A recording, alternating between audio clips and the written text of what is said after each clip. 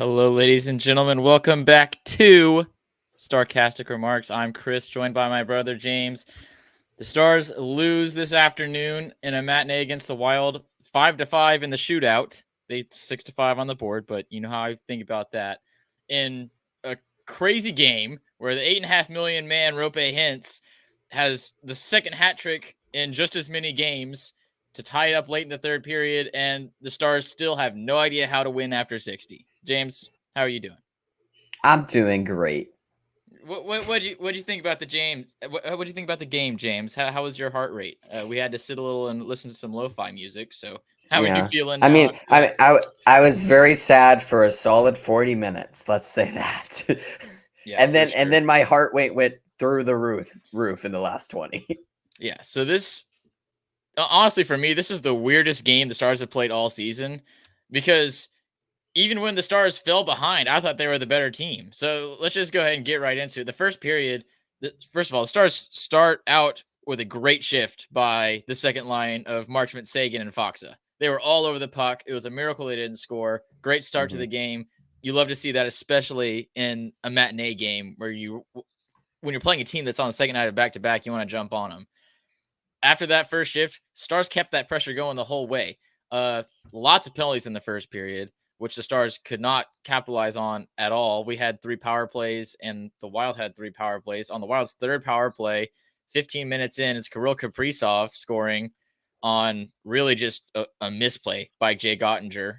He assumed the puck was going back to center ice. Kaprizov, I think he saw something on the first 2 power plays, because he kind of didn't move at all, expected Ottinger to move, and then put it where Ottinger should have been. What do you think about the first goal, and especially how it was against flow of play, James? Yeah. It was against flow of play, but also I think it was someone made a block shot and the puck was loose. They tried to skate to it. They got a little blocked off on it. That was a little frustrating on it.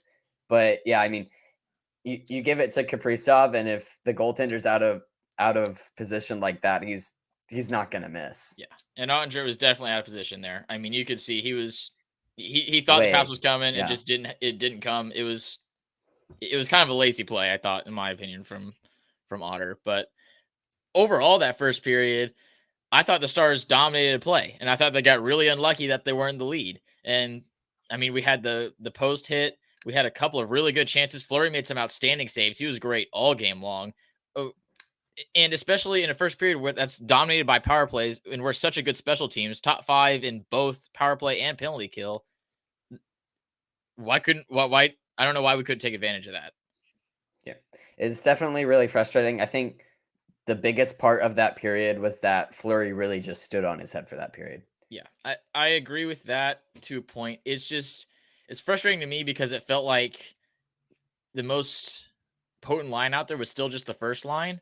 And my thoughts the entire time was, somebody please just help Robertson, because it feels like him and Ben have been so fantastic for us, but everyone else is just silent, is what it felt like. We'll get into that. The third period kind of changed my mind on that, obviously, but that was my thoughts going into the second period. Head into the second period. The Stars are still playing really well. I mean, they play the exact same way they were playing the first period, I thought. That leads to a goal from Rope Hintz from Jason Robertson on a little rebound. Good goal by Rope. His first goal since getting that $8.5 million contract extension. So it's really good to see him get on the board. We kind of talked about it last game too, how he's going to be one of the guys that we need to start scoring more whenever Robertson and Ben start slowing down. And it's just Robertson fighting to the front of the net, taking a shot, and Rope being there for that rebound. Yeah, but both guys doing really well and just fighting for the puck, and it was off of a great forecheck too. That was the big thing about the first 2 or the first 1.5 periods that I thought the Stars were doing so well, and why they looked so much better is because our forecheck was so much stronger. We are all over the Wild, and it just wasn't materializing into anything. Anyway, Stars, because of their great forecheck and their great play in that second period, go on the power play shortly after the Rope Hintz goal. And you're thinking, man, this is the time to turn the game around. We're playing so much better than them. It's time to take the lead, jump ahead. No. Connor Dewar scores shorthanded goal on the breakaway. I thought Suter was way out of position. I don't know what he was doing there. And I know Suter's slow. I am shocked how slow he was. I mean, Connor Dewar is not a world-renowned speed skater, but he made Suter look Yeah. like he was in a different league. What do you think about that? Yeah. Suter definitely kinda pinched in really hard on that without us ever having control of that puck. And, yeah, I mean, it's just someone once Stewart got up to speed, I mean, it's hard for Otter to make that save coming all the way across the crease like that, so, Yeah, and Dewar made a great. That's a good point. Dewar made a great move after getting on that breakaway. He undressed Otter. Fantastic move. Just a solid finish by him. But I'm just really frustrated by that play on Suter there. It felt really rushed. I don't like him on the power play. I've said that yeah. even when he was playing well defensively, I have always stated that I do not like him on the power play. It doesn't work good. Um, and that kind of makes me think, why is Lundqvist still out? And because I would love to see Mm. Lundqvist I there mean, instead of Suter, I but Lundqvist is still out of the game. I just don't like that. I don't like that decision, honestly, by DeBoer. I think, honestly, he'll still keep Suter probably on the second power play unit regardless of if Lundqvist comes back or not, but with how slow Suter is and how slow he knows he is now, he almost definitely shouldn't have been as far deep in the zone as he was. Yeah, So, I just don't think that our second power play unit looks very good ever either. I yeah. mean, Most of how the many time goals it's does it just have? It can't have many. yeah. Most of the time that line is or that second unit is just Johnston or Guryanov doing something to get into the zone. Exactly. That's what I'm saying. It's just our forwards in that second power play unit that are making anything happen. And uh, I don't know. It's just so different from the way our first power play unit works, where Heiskanen is the reason it's so good. And in the second power play, it feels like there's nothing. And it feels like Suter's definitely not the option there. And the other reason why I'm really upset about the not playing of Lundqvist is that Hanley only plays 8 minutes in this game. Yeah. And I Colin was Miller only plays 10. Yeah. Honestly, I was confused at why Lundqvist wasn't in tonight as well. I mean, we have 4 defensemen who have over 20 minutes time on ice tonight. Heiskanen finishes the night with 30 minutes of time on ice. Goodness. I mean, Lundqvist is gonna play more than 8 and 10 minutes, I feel like. I mean, I know he had a rough go of it earlier, and they talked about it was more Hanley playing good than Lundqvist being really bad. I don't like that decision personally. Anyway, long tangent. Moving on from Connor Dewar, shortly after Jake Milton scores a goal, this is the one that bounces off of Delandra's knee and into the top right corner of the goal. Just this is another one of the things that just shocked me about this game is like these lucky bounces like this, every single one was in the Wild's favor, even going into the comeback in the third period. So that's crazy. Less than 30 seconds after that, Jordan Greenway, whoever that is, scores the third goal in 3 minutes for the Wild to just stun the Stars and the building. And I was shocked. I mean, honestly, Yeah. I at this point I'm still thinking the Stars played the majority of this game better than the Wild, and here the Wild are with a 3-goal lead. Yeah.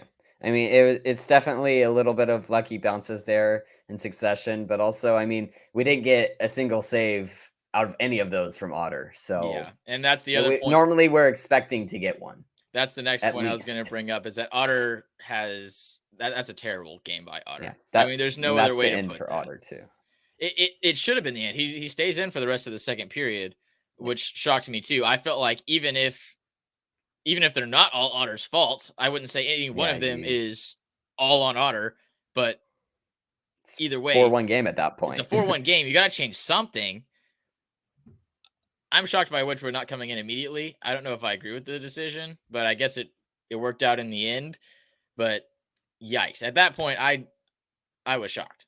But anyway, the rest of that period kind of just ends. I mean, the puck's just going back and forth. No chances are happening either way. And Razor even mentioned if something needs to happen, like the Stars need to get something going, get the crowd into the game somehow, and just it felt like 7 minutes just disappeared in that period.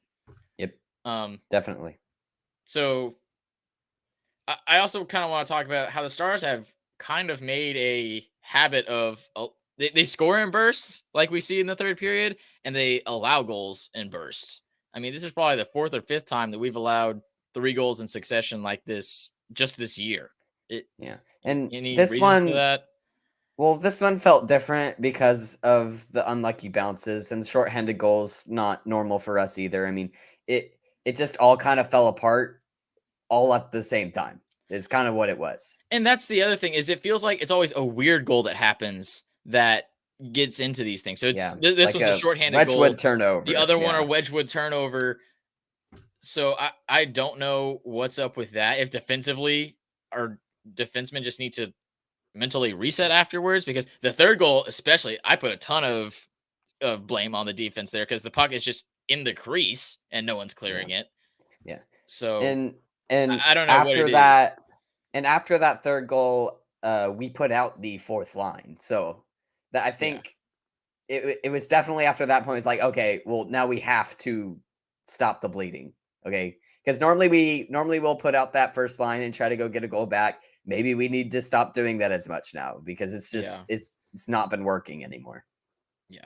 Either way, it's become a habit now. Something's got to change with it. I'm honestly not for sure exactly what that would even be, but we got to find some kind of answer for that. Going into the third, I'm obviously quite upset with how the second period played out, especially after the goals. The first half was very good. The second half, nothing happened, like I mentioned. But I'm still very hopeful going into the third because the Stars have done it before. We are tied for like with 3 other teams at the top with three plus goal comebacks in the third period, which is insane that there's even that many teams that have done that. Yeah. But super excited going into the third. I think we can come back because we played so well. Wedgwood's in, so Otter comes out of the game. So maybe he's just having a rough game. Maybe Wedgwood can come and save it for us. And then 30 seconds in, Joel Eriksson X scores off of The luckiest play the ever. the luckiest shot I've ever seen. So it's just a wrist shot from the point. It deflects off of, I counted 4 players before it goes into the net. Yeah. I know it at least deflected off of Pavelski, and then he was even stick checked in front of the net, and it still went off the shaft of his stick and in. Yeah, so not even bad defending, not bad goaltending, just Yeah. sheer dumb luck. Yep. 30 seconds into the period when you're trying to come back in the game. Just really shocking. And then after that goal, what shocked me even more is that the Stars aren't playing. I mean, for the first 5 minutes of the third period, nothing happened. The Stars went one in, dumped it in. Wild went in the RN, dumped it in that way. It really felt like that was the end of the game. I mean, I felt momentum was gone. Nobody was really playing, and we were just waiting for the game to be over. And then the first line jumps on the ice, and Rope Hintz scores from Pavelski and Marchment for a second of the game. And then the building explodes. Yeah. At that point, they're like, "Oh, it's gonna happen." Exactly. So at that point, everyone just knows it's going to happen. And that's exactly what happened. Shortly after the Rope Hintz goal, Jason Robertson scored. That one was about 40 seconds later. And then about 2 minutes later, Mason Marchment scores. And the Stars are within 1 goal with 10 minutes left. Just like that. Same thing that they gave up in the second. They do exactly right back to them in the third. And that's the best part about this team that is different from last year. I mean, at this point of the game last year, even with the second goal, even with the Jake Middleton goal in the second period, the game's over. I mean, we blew a 2-goal lead. We felt like we were playing great. We would have folded. That's what would happen last year. We wouldn't have had the strength to come back in that game. And this team just, I really feel like they just believe that they're going to come back every single time. They don't think that they're going to lose the game. They just know just one thing needs to go our way, and we're gonna get it going. And it's consistently happening now, and that is such a fantastic team, a fantastic thing for a high potency offense team to have like the Stars, is just that confidence and that belief. And boy, it's fantastic. Yeah, I mean, we've done it 3 times in the past 2 weeks. We did it first against Chicago, then we did it against the Jets, and now we've done it against the Minnesota Wild as well. Yeah. Following the Mason Marchment goal, Stars are still putting a ton of pressure on. Mason Marchment goes in for a forecheck in the Wild zone, takes a very high hit, to say the least. I was 95% sure it was an elbow. Whatever. Foxa takes exception to it and goes in and fights whoever laid the elbow. Do you know who it was, James? It doesn't matter. Makes no Doesn't difference. matter. Foxy goes and fights the guy because he threw an elbow on Mason Marchment, who never gets elbowing called when it's his face. And once again, the Stars get another minor penalty for fighting. So we get the 5-minute major fighting and put the Wild on a 2-minute power play. Yeah. And I don't know what the league is trying to do with this penalty at this point. Well, this was the worst call out of the last three that we've had. I mean, he goes up to him, he skates up to him, and he at least talks to the dude. It's like, yeah, I'm gonna fight you. He's not dropping the gloves instantly, which is normally what they call instigating for. The Walks other up, guy he dropped gets his right gloves in his first. face. The Yeah, other guy and dropped it first. they both fight. Yeah, I don't understand. I really don't. I mean, I don't know. Like, the only thing that explains this to me is that the NHL is trying to get rid of fighting, because this is going to do it every single time. Because there's not going to be fighting if you're going to be on a disadvantage every single time, no matter what. I mean, I don't see a reason for it. I think it's taking away the self-policing of the game. I mean, what else would the league rather have us do? They take an elbow on Mason Marchment. Do you want us to go for a high hit on Kirill Kaprizov like they do in baseball, throwing pitches at each other? I mean, that's not what you want to see in the league. And if you're not going to call a penalty like that when Mason Marchment gets hit in the head, that's what's going to happen. Teams are going to police themselves one way or another. Every sport shows that. We already have a great way of self-policing the game. Let's not eliminate it completely with stupid penalties. And that one wasn't even, I don't even know how you could call that. It wasn't even a penalty. And they called it roughing too. They called roughing because Fox isn't roughing. Yeah, they called Fox on roughing because he said, "Do you want to go?" to the guy, pretty much. Yeah. It doesn't make understand. sense. It's like they were just scared of calling instigating. So they called roughing instead. They were absolutely scared of calling instigating because they didn't want to throw Fox out for just standing up for his teammate, which I'll applaud the refs on that at least. I more blame the league because it's obviously a thing that the league has told them to start doing. And it's been since the start of the season, because we've done this like in the first 10 games of the season and it was fine. It was no problem. And only in the past, 8 games probably? Yeah, I don't know. This has been getting called. I don't know what's up with it. I hope they stop because it's stupid. It's dumb. There's a reason that fighting is still in hockey, and whatever. I'll get off the horse. Anyway, Stars kill it off. Big momentum builder. Building erupts after that as well. I mean, everyone at this point, with 5 minutes left in the third period, is already standing, just waiting for the Stars to seal the deal on the comeback. The Wild are doing a really good job of defending, but they're not able to get anything going the other way.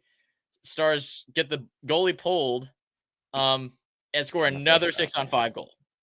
Rope hints from Pavelski, an amazing pass from Pavelski, just disgusting. Pavelski has 3 primary assists of the 4 comeback goals. The guy's insane. Stars tie it up late in the third period, takes us to overtime. Yeah, and honestly, I thought Pavs had a pretty rough go of it in the first 2 periods, but very much not so the case in the third. He set up pretty much every single one, and they were all beautiful setups. Yeah, they were all fantastic. The overtime was really weird, in my opinion. The Stars tried something different because they've sucked at overtimes, and it still didn't work. So they're trying to play a lot slower, trying to not really take any aggressive plays or any aggressive passes. All that leads to me is what it looked like is we didn't get any chances and the Wild didn't get any chances, and we just took the shootout is what it felt like. I mean, for 3-on-3 overtime, it was pretty boring, which is shocking because it's normally quite the opposite. The shootouts, whatever. At that point, in my opinion, it's a tie, and we do need to have a winner. I agree with that. But Wedgwood can't stop a puck.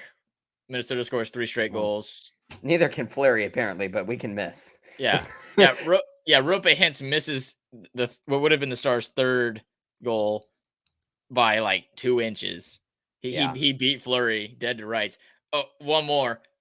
Mad respect to Fleury for the flying poke check on Jason Robertson. That was amazing. Hilarious. I love Fleury so much. Cooper was literally like, "What is he doing?" Yeah, it wasn't in. He did great. it the whole way. It was not. He full committed. He full committed. Full respect to that. Fantastic. but Stars do end up falling in the shootout. Um, Fantastic comeback by the Stars. First of all, is the number one takeaway for me. You have to get points out of this game. You really have to win it. But with the way everything went, while we're getting all the lucky bounces, getting the calls, it's good by the Stars to get a point out of it. It's really gutsy by them, and I love them coming back in third period. It's very exciting. Never leave a Stars hockey game. Um, the second point is we got to start winning past 60 minutes. What do you think, James? Yeah, I pretty much agree. That this whole game was all of the first line all over it, though. Honestly, it was that's the only line that was rolling, and they did the whole entire comeback, the entire thing. It's the first time that the comeback has been from just the first line. Yeah, totally agree So. there. So the Stars in the last 10 games, I think they've gotten points in 10 out of the last 11 games. Out of the last 10 games, we've only won 5. We have lost 4 games in overtime or the shootout in the past 10. That's just not going to cut it. That.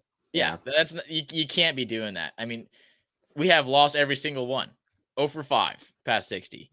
And I know it's not hockey. It's a different thing, but last year proved that those points are insanely important. Last year's Stars are not anywhere close if they're not exceptional in overtime, and they were. They were the best team in overtime that year. That's the only reason they got into the playoffs.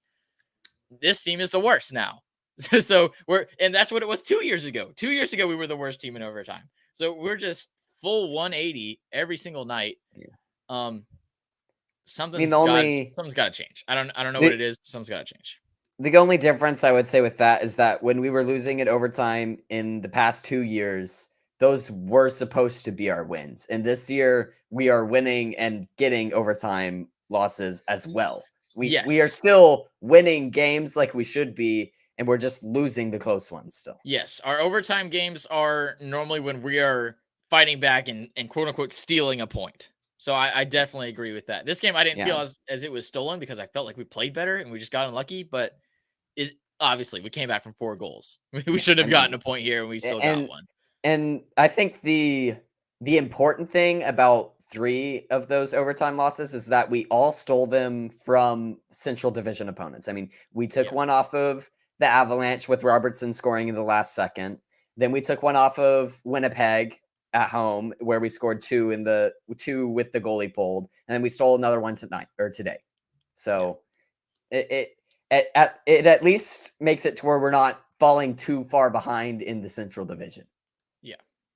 One more thing we have to talk about. I know it's getting long. Sorry, but this game, wow.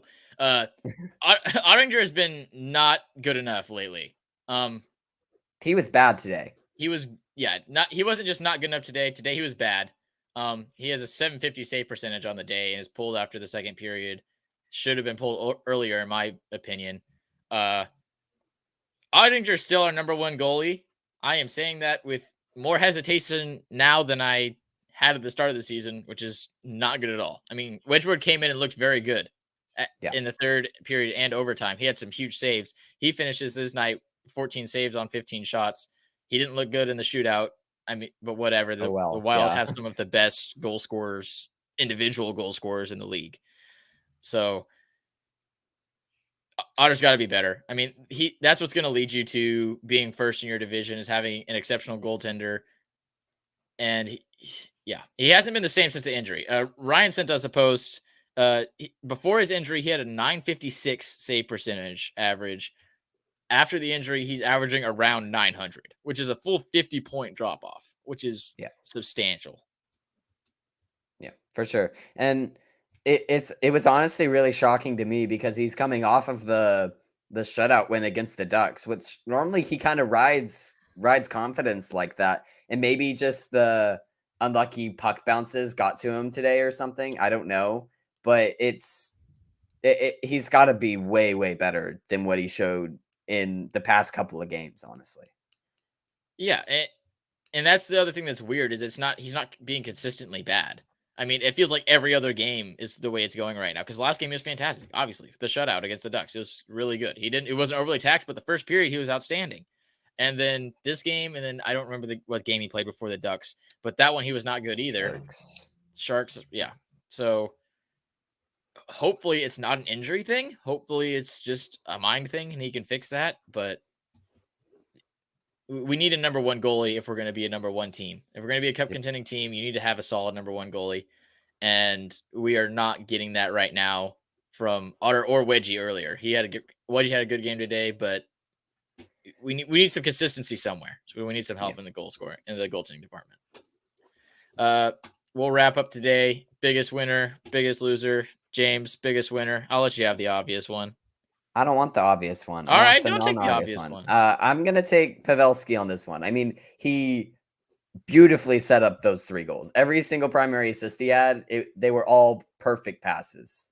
Just absolutely stunning. And especially after I thought he kind of had a bad first 2 periods, he looked absolutely lights out in the third. Yeah. Dude is just ageless. I swear. Unbelievable. I'll take the obvious one. Rope Hintz. I mean, way to respond to getting a contract. 4 goals in 2 games. Unbelievable. Yeah. I mean, this guy is going to be a leader of this team for a long, long time. And he already is right now. So love what he's doing. Biggest loser, James. The biggest loser is the NHL. You want to know why? You want to know why? Because they put Kirill Kaprizov as the first star of the night when Rope Hintz had 3 points, Joe Pavelski had 3, and Jason Robertson had 2. Okay? Kaprizov scored a single goal, didn't have an assist, only had 3 shots on goal, and was on the ice for 4 of the goals against. You can't tell me he's the first star of the game. You can't. You cannot convince me. Yeah. That's definitely some marketing bias, but whatever. I'll take the obvious one again. Biggest loser is Jake Ottinger. He has to be better. He just needs to be better. That'll do it for us tonight. Ryan is out. He is going on the IR. He is going to be with baby and his wife for a long time. We don't know exactly when he'll be back, but he'll try and get back soon. He'll still be doing stuff. He's obviously in the comment section tonight, but please be on give Twitter him too, some. still. Yeah, he's still going to be doing our tweets. I might take some over depending on how his new baby is, how cry it is during night times, but we'll see. So please keep him and his wife in your thoughts and prayers, please. It's a little bit of a different situation for them with this baby, so there's a little bit of nervousness, but not too much. But just keep thinking about them for us. We'd like to thank our sponsors, DraftKings, promo code THPN. They'll get you some free goodies. Go to our shop. I don't remember the website. James, do you remember the website? Gosh dang it. Ryan's going to comment what the website is. Check the comments for where to go to. I think it's sarcasticremarkshop.com. Get yourself some holiday gifts. I don't know if the discount's still going or not. I'm pretty sure it is. I'm pretty sure we still got that discount going.